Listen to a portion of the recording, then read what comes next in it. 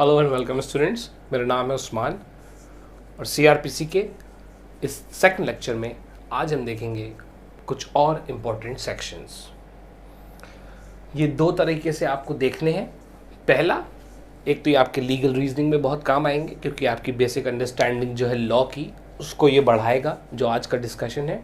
और दूसरा, हो सकता है कि आपसे डायरेक्ट इन सेक्शंस के ऊपर सवाल पूछे जाए, यानी कि या तो आपको ये पूछा जाए कि ये जो चीज़ दे रखी है, मान लीजिए प्रिवेंटिव एक्शन ऑफ पुलिस, ये कौन सा सेक्शन है, तो आपको पता होना चाहिए 149 से 151 के बीच में ये आते हैं।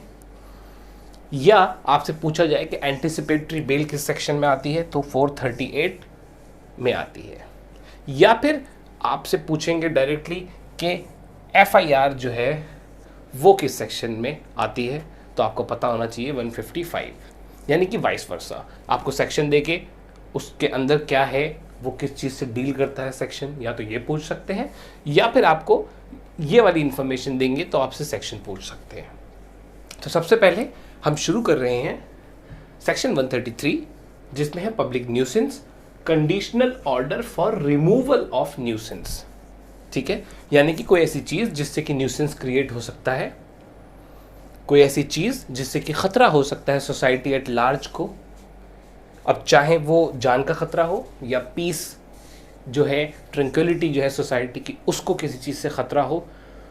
मान लीजिए कोई ऐसी जगह है, कोई ऐसा वेल है, कोई ऐसी नदी है, कोई ऐसा गड्ढा है जिसकी फेंसिंग होना बहुत ज़रूरी है, कोई ऐसी बिल्डिंग जो बहुत ही जर्जर अवस्था में है, जो गिर सकती है, उसको खाली कराना हो, कोई ऐसा पेड़ हो जो आंधी के बाद जो है वो बड़ी डेंजरस तरीके से एक तरफ झुक गया हो और अगर वो गिर गया तो किसी भी राहगीर की जो सड़क पे चल रहा है उसकी जान जा सकती है। तो कोई भी ऐसी चीज़ जिससे न्यूसेंस हो सकता हो, कोई ऐसी चीज़ जैसे मान लीजिए रेजिडेंशियल एरिया में किसी व्यक्ति ने बहुत सारे पेट्रोल के केन अपने घर में ला के रख लिए, या उसने बहुत सारे पटाखे रख लिए जिससे कि अगर कोई दुर्घटना हो जाए तो फिर बहुत बड़ा नुकसान हो सकता है जान माल का।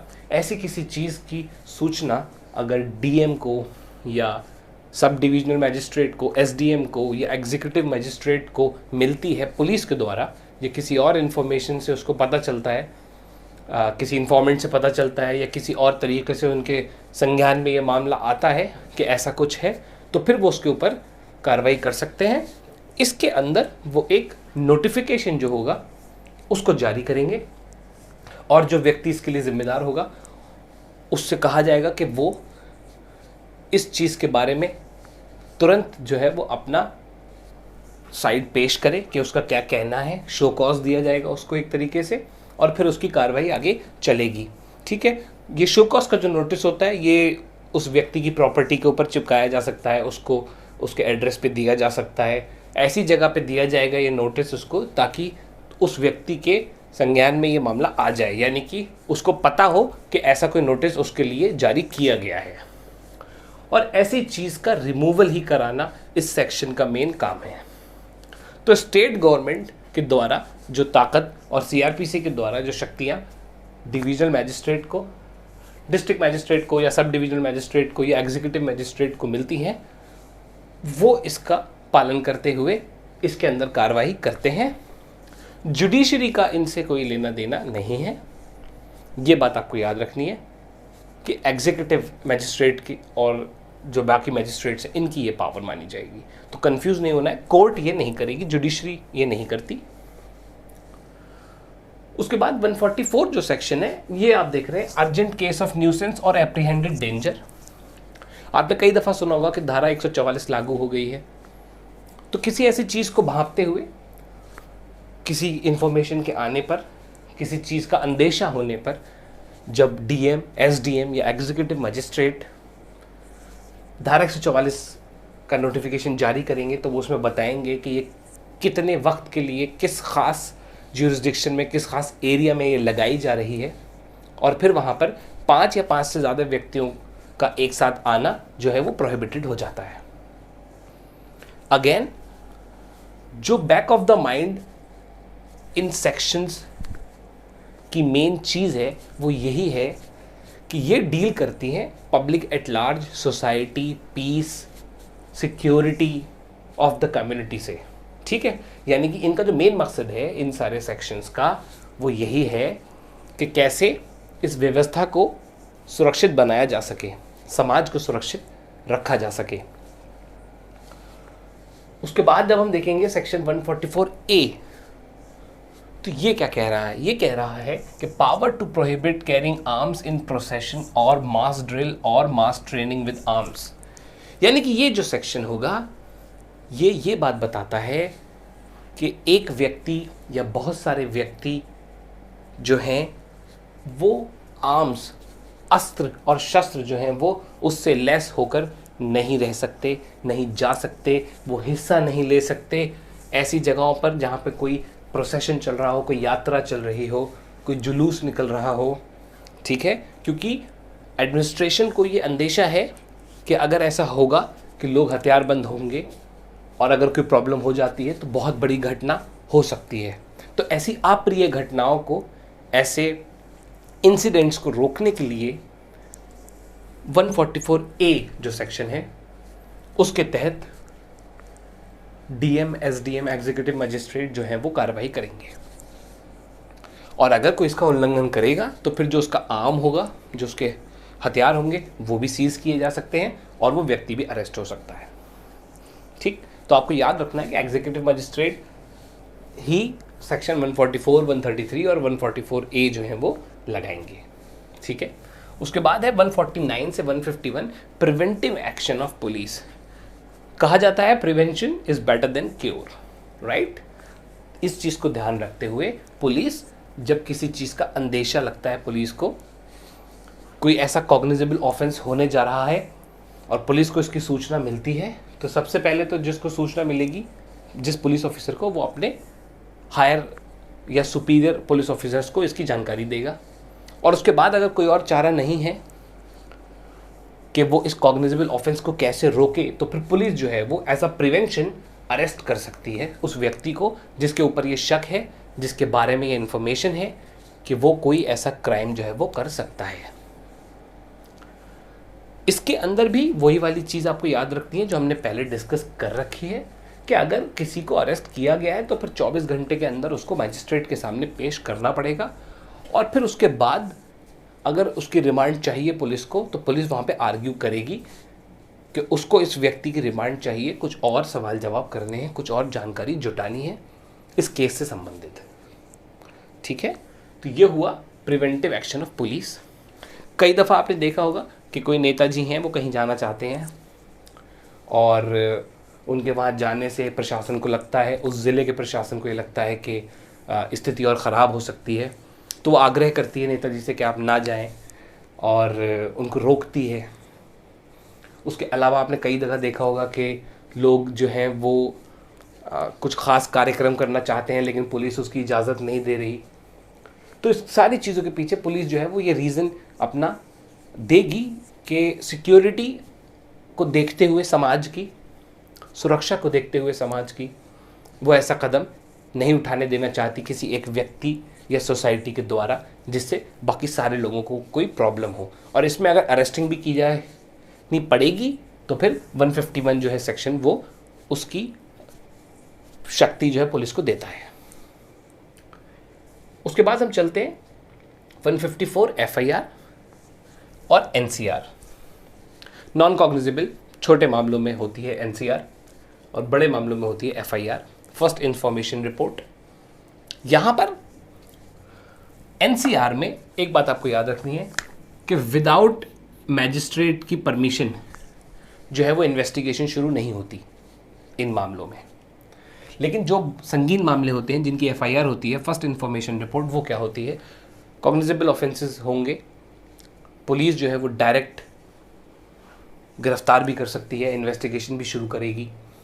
फर्स्ट इंफॉर्मेशन रिपोर्ट, प्रथम सूचना होगी ये, भाई कहीं पे कोई वारदात होती है, वो व्यक्ति जाएगा और वो जाके उसकी FIR पुलिस में दर्ज कराएगा। अब वो FIR जो है वो बोल के भी लिखवा सकता है, नहीं तो वो रिटन में भी दे सकता है, जिसको हम तहरीर भी कहते हैं। इसके अंदर आपको एक बात समझनी है कि वो ये बताएगा कि घटना कहाँ हुई, कितने बजे हुई, कोई चश्मदीद था या नहीं था, किसने ये घटना की, किस जुरिस्डिक्शन में आती है। अगर उसी थाने में एफआईआर लिखाई जा रही है जिसके जुरिस्डिक्शन में हुआ है, तब तो एफआईआर नंबर जो है वो उसको हाथ के हाथ दे दिया जाएगा, जब ये दर्ज कर ली जाएगी। नहीं तो 0 एफआईआर दर्ज होती है और फिर जिस थाने का ये मामला है वहाँ पर ये ट्रांसफ़र कर दी जाती है। तो यानी कि एफआईआर में क्या हुआ, कैसे हुआ, कहाँ हुआ, किसने किया, ये सारा विवरण जो है वो व्यक्ति देता है जो एफआईआर लिखवाने आता है। उसके बाद इन्वेस्टिगेशन चलेगी। इन्वेस्टिगेशन में पुलिस जो है वो एविडेंस, फिटनेस सब तलाश करने की कोशिश करेगी और अगर उसको मिलते हैं, कोई केस नहीं बनता है, मान लीजिए सबसे पहले हम देखते हैं कि कोई केस नहीं बन पा रहा, ठीक है, तो पुलिस जो है उसमें वो फाइनल रिपोर्ट लगा देगी। फाइनल रिपोर्ट जो है वो कोर्ट के पास जाएगी और कोर्ट उसको बारीकी से देखेगी। जब कोर्ट उस फाइनल रिपोर्ट को देखेगी और अगर जज का डिस्क्रिशन है, अगर कोर्ट सेटिस्फाई होती है तो वो उसको एक्सेप्ट कर लेगी और मामला वहीं ख़त्म हो जाएगा। लेकिन अगर कोर्ट को लगता है कि इसके अंदर कोई ऐसी जांच है जो और बेहतर तरीके से की जा सकती थी, कोई ऐसे पहलू हैं जो रह गए हैं, कोर्ट जो है वो सेटिस्फाई नहीं होती है, तो फिर कोर्ट जो है वो इसका संज्ञान खुद लेगी, ठीक है, और इसमें ट्रायल चल सकता है आगे। अब हम बात कर रहे हैं पुलिस रिपोर्ट या चार्जशीट की। ये वो केस है, ये वो एग्जाम्पल है जिसमें कि पुलिस इन्वेस्टिगेशन करती है, पुलिस जांच करती है, विवेचना करती है, एविडेंस जुटाती है, विटनेसेस से बात करती है और मामला बन रहा है। एक ऑफेंस हुआ है, मामला बन रहा है, तो चार्जशीट बेसिकली एक पूरा परफॉर्मा होगा जिसको पुलिस भरेगी, जिसमें वो ये मेंशन करेगी कि घटना कहाँ की है, कितने बजे हुई, कौन सा थाना क्षेत्र है, इन्वेस्टिगेटिंग ऑफिसर कौन है जिसने इन्वेस्टिगेशन की है, क्या एविडेंस उसके हाथ लगे हैं, कौन इसमें आरोपी है, कौन कंप्लेनेंट है, पुलिस के हिसाब से घटना क्यों हुई, क्या ऐसी थ्योरी निकल के आ रही है जिसकी वजह से ये घटना हुई है, कौन सा हथियार इसके अंदर अगर कोई इस्तेमाल हुआ है तो वो बरामद हुआ है, कोई ऐसी चली हुई गोली, कोई कारतूस, कोई तमंचा अगर बरामद हुआ है तो उसका भी विवरण दिया जाएगा।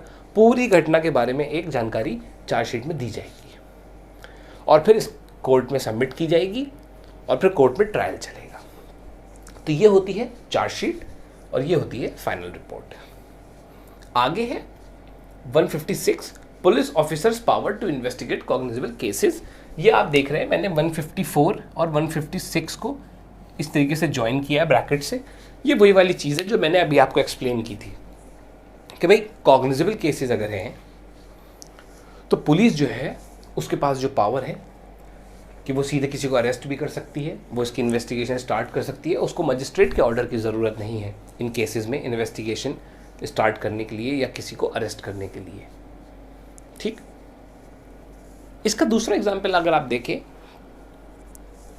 तो कोई बहुत ही संगीन अपराध हो रहा है, कोई व्यक्ति किसी व्यक्ति को किडनैप करने की कोशिश कर रहा है, एब्डक्शन करने की कोशिश कर रहा है, या किसी का किडनैप हुआ है और उसको ले जाके मारने की जो है वो योजना है। कोई ऐसी ज्वेलरी की दुकान है जिसमें लुटेरे जो हैं वो हथियारबंद जाते हुए देखे गए हैं उस तरफ जिस तरफ वो दुकान पड़ती है और ये पूरा अंदेशा है कि हमला किया जा सकता है, दुकान को लूटा जा सकता है। या कोई व्यक्ति है जिसके बारे में खबर पता चली है कि उसकी रंजिश ए की रंजिश बी से चल रही है और ए जो है वो किसी के सामने कहता हुआ निकला है कि मैं बी को आज मार दूंगा और वो हथियारबंद है। तो ऐसे केसेस में पुलिस जो है वो वारंट के लिए नहीं जाएगी, वो सीधे जाएगी और इंटरसेप्ट करेगी, रोकने की कोशिश करेगी उस व्यक्ति को जो किसी अपराध की नीयत से निकला है। तो इस तरीके के जो बड़े केसेस हैं, जो कॉग्निजेबल ऑफेंसेस हैं, उनके अंदर जो पावर होती है पुलिस ऑफिसर्स की, वो ये सेक्शन डिफाइन करता है। उसके बाद है 156(3) 156(3) इन्वेस्टिगेशन डायरेक्टेड बाय मैजिस्ट्रेट।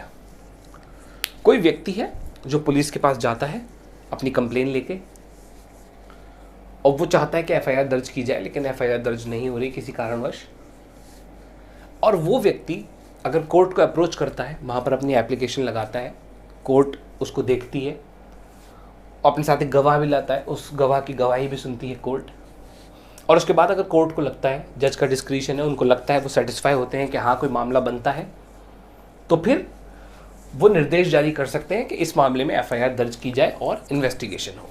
तो यही होता है 156(3). ठीक, आगे चलते हैं। 161 examination of witness bye police.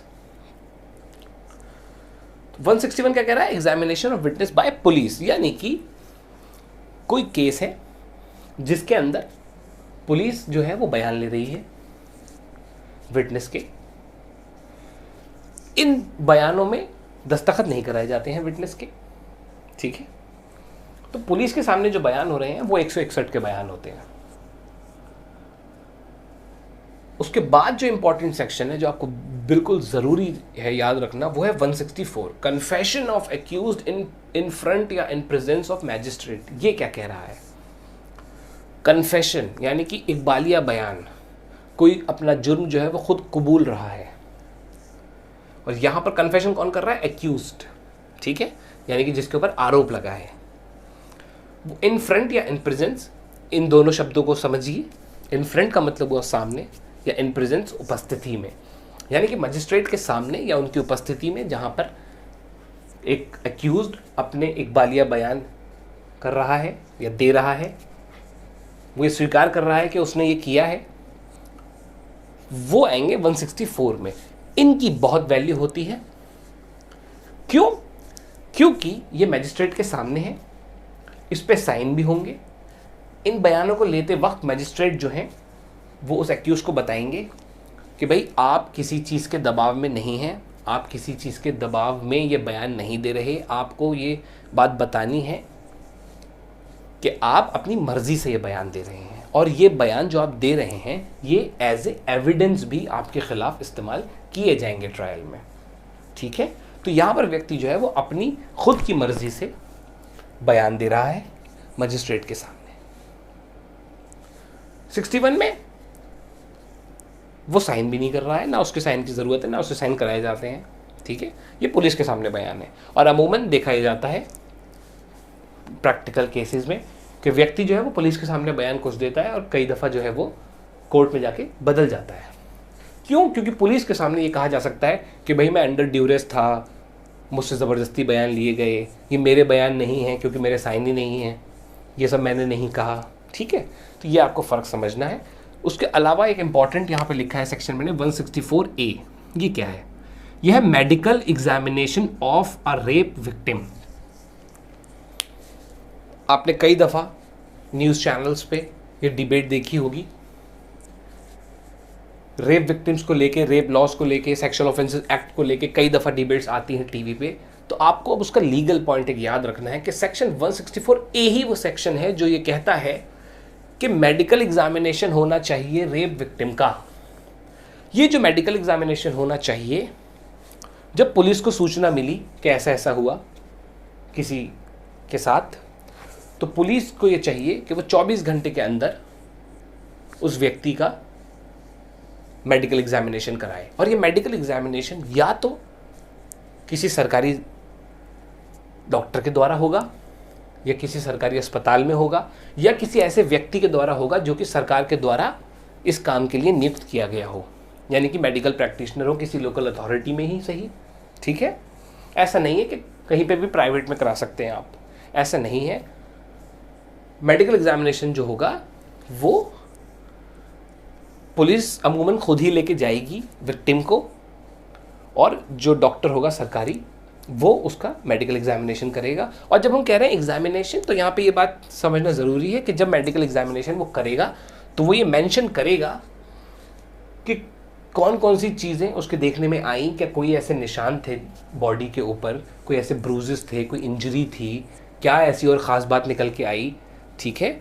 DNA profiling क्या है, मेंटल स्टेटस क्या है विक्टिम का, ये सारी चीज़ें उसमें अलग से लिखी जाएंगी, ठीक। तो ये हो गया medical examination of rape victim. उसके बाद है अगला 318 where accused doesn't understand proceedings.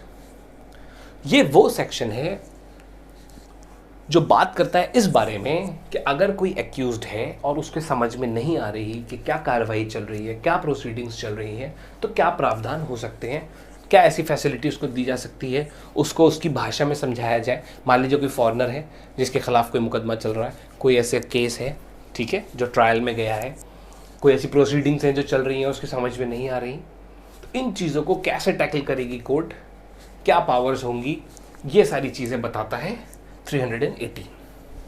उसके बाद है 320 कंपाउंडिंग ऑफेंसेस। आगे मैंने लिखा है कॉम्प्रोमाइज। ये वो ऑफेंसेस होते हैं कंपाउंडेबल, नॉन कंपाउंडेबल, यानी कि कॉम्प्रोमाइज जिनमें हो जाए और जिनमें कॉम्प्रोमाइज ना हो। फॉर एग्जाम्पल, कोई ऐसा केस है, छोटा मोटा कोई केस है जिसमें किसी का चालान हो गया, उसने चालान भर दिया, केस खत्म, कॉम्प्रोमाइज कह सकते हैं उसे। कोई और दो व्यक्ति हैं ए और बी, उनके बीच में कोई वाद विवाद हो चुका है, गाली गलौज हो गई है, कुछ और हो गया है छोटा मोटा ऐसा केस, वो दोनों पार्टियां आपस में सुलह कर सकती हैं। वो केसेस जिनमें कोर्ट इजाज़त देती है कॉम्प्रोमाइज करने की, जिसमें पार्टियां खुद सुलह कर सकती हैं, या फिर कोर्ट की देखरेख में ये देखा जाएगा कि वो दोनों अपना कॉम्प्रोमाइज़ करें और वो लेटर लग जाए जॉइंट होके, तो फिर मामला रफा दफा हो सकता है।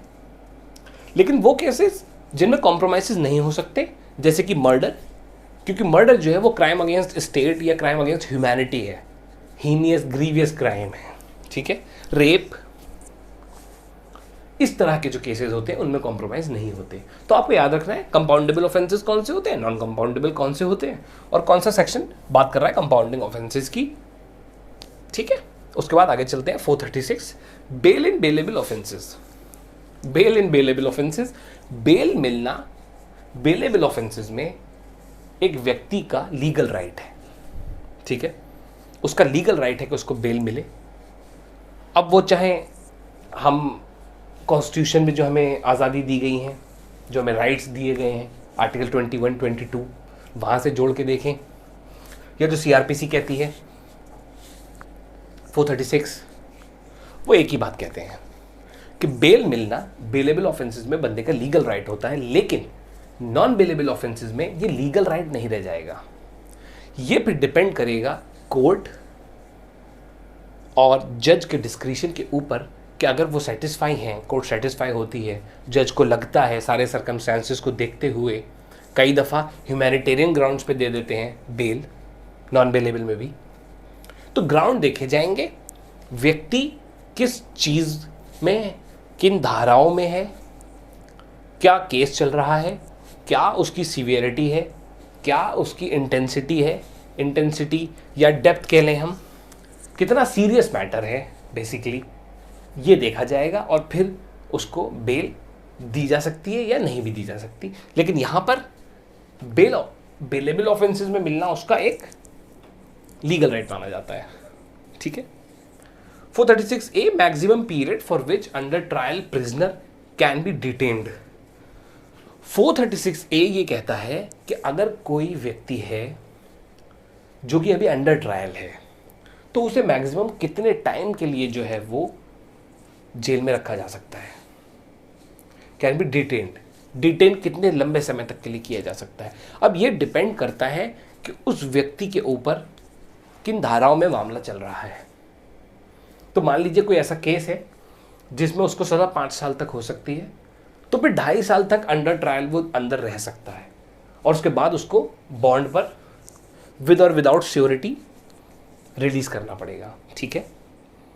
ऐसा नहीं है कि 5 साल की सज़ा होती उसे, अगर मान लीजिए अगर वो दोषी पाया जाता तो उसको 5 साल की सज़ा होती, अभी उसका फैसला ही नहीं हुआ लेकिन उसको 4 साल हो गए अंदर, तो ऐसा नहीं हो सकता। अगर वो अंडर ट्रायल है, अभी ट्रायल चल रहा है, तो फिर 2.5 साल तक ही मैक्सिमम वो जो है वो अंदर रह पाएगा। हाँ, उन केसेस में जिसमें कि अगर सज़ा हो जाए और डेथ पेनल्टी तक दी जा सकती हो, यानी कि कोई व्यक्ति है ए, उसके ऊपर एक केस चल रहा है जिसमें अगर उसको सज़ा हो गई तो डेथ पेनल्टी तक हो सकती है, तो फिर ये जो हाफ वाला है रूल ये नहीं लगेगा। हाफ वाला रूल जो मैंने अभी एग्जाम्पल दिया इससे पहले कि 5 साल तक की सज़ा हो सकती थी, तो 2.5 साल पूरे हो गए, हाफ हो गया है उसका सेंटेंस, आधा उसने अंदर बिता दिया है, तो उसको छोड़ना पड़ेगा। तो ये वहाँ पर लागू नहीं होगा जहाँ पर डेथ सेंटेंस हो सकता हो, ठीक है। बस इतनी सी बात आपको समझनी है। एंटिसिपेटरी बेल और 437 है नॉन बेलेबल ऑफेंसेस में बेल का मिलना, यानी कि 436 बेल इन बेलेबल और 437 नॉन बेलेबल ऑफेंसेस में बेल का मिलना। जैसे कि मैंने बताया वहां पर कोर्ट और जज का डिस्क्रिशन है, वो अगर सेटिस्फाई होते हैं तब बेल जो है वो दी जाएगी। 438 एंटिसिपेटरी बेल क्या कहता है, इसको थोड़ा ध्यान से सुनिए। एंटिसिपेटरी बेल किसी भी चीज का एंटिसिपेशन, अंदेशा लगाना, ठीक है। मान लीजिए कोई व्यक्ति है जिसको ये लगता है कि उसके ऊपर ये जो आरोप लगाए गए हैं झूठे आरोप हैं और वो इतने संगीन आरोप है कि उसकी गिरफ्तारी हो सकती है, तो वो कोर्ट को अप्रोच करेगा, सेशन कोर्ट या हाई कोर्ट, वहां पर वो अपनी एप्लीकेशन डालेगा कि उसको गिरफ्तारी से बचाया जाए और उसको बेल ग्रांट कर दी जाए। हाँ, इसके अंदर पुलिस जो है वो अपनी रिपोर्ट लगाएगी, क्योंकि कोर्ट जो है वो लगभग 7 दिन तक का टाइम देगा पुलिस को, पब्लिक प्रोसिक्यूटर को, कि वो इस संबंध में उनका क्या मानना है, क्या सोचना है, क्या उनके विचार हैं, वो प्रकट करें, वो बताएं। कोई अगर ऐसी चीज़ है जो कोर्ट को ध्यान में रखनी चाहिए इस बेल एप्लीकेशन की सुनवाई के लिए, तो उस पर वो चीज़ें बताई जाएंगी। तो पुलिस इसमें बताएगी कि ये जो व्यक्ति है, मान लीजिए ए इसका नाम है, ये ए व्यक्ति जो है ये देश छोड़ के भाग सकता है, ये फरार हो सकता है, या इसका पकड़ा जाना और पुलिस से पूछताछ होना बहुत ज़रूरी है केस के लिए, एविडेंस जुटाने के लिए। ये जो है वो विटनेसेस को परेशान कर सकता है, उनके ऊपर दबाव डाल सकता है, अगर ये बाहर रहा जांच को प्रभावित कर सकता है, ठीक है। इस टाइप की चीज़ें को ध्यान में रखा जाएगा। तो कोर्ट जो है वो हो सकता है ए को बेल दे दे, एंटिसिपेटरी बेल दे दे उसको।